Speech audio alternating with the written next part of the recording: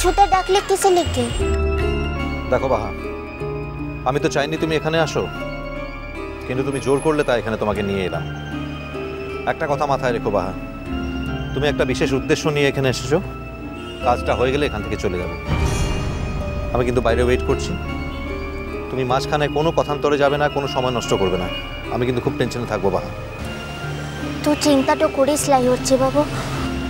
তা বাদে মু তো তোকে বলেছি মুই জিনিসগুলান দিতে তো এসেছি, এগুলান দিয়েই মু চুলেটো যাব। আসলে মোর বাপটা পোস্ট করে নিমন্ত্রণের কার্ডটা পাঠাইছিল তো, সেটাও তো মুখে রক্ষাটো করতে হতো ক্লাই। আর যে জিনিসগুলান মোর কাছকে আনছে সেগুলানের একমাত্র অধিকারী তার বড় মেয়ে। সুতরাং সেই জিনিসগুলান তার হাতটাতেই দেওয়াটা তো ঠিক তো হবে ক্লাই।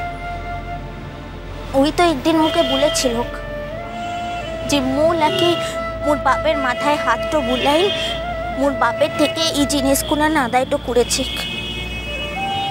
তার লিগে এই জিনিসগুলান ও দিদিমণির হাতটাই মুখে ফেরত তো দিতে হবে করছি বাবু।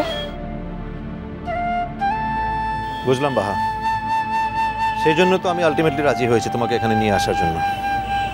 তুমি যাও, ঘুরে এসো, কাজটা হলে চটপট ফিরে আসবে। একটা কথা মনে রেখো বাহা, তুমি তোমার সকল প্রাপ্য নিজের যোগ্যতায় ফেরত পাবে। সব কিছু তুমি অর্জন করবে, তোমাকে করতে হবে। আর তোমার এক একটা পাওনা আমি ফেরত দেবো বাহা। মন খারাপ করো না।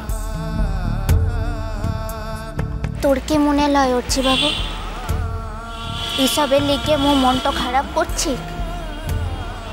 এসব তো কোনোদিনের লিগে মোর বাবারই কোথা ছিল ক্লা। মু তো বাড়তি আনছি মোর বাপের হিসেবের বাহারতে। মু কোনোদিনের লিগে এই জিনিসগুলো নিতে তো চাইলাই রে, কিন্তু মোর বাপটা মুখে এমন জোট করেছিল ক্লা যে। জানি বাহা, তাড়াতাড়ি যাও, তাড়াতাড়ি ফিরে এসো। মনে রেখো আমি কিন্তু এখানে অপেক্ষা করছি বাহা। আর বিয়ে বাড়ি যদি তোমার বাবা তোমাকে কিছু খেয়ে আসার জন্য জোরাজুরি করে তাহলে? তোর কি মনে লয়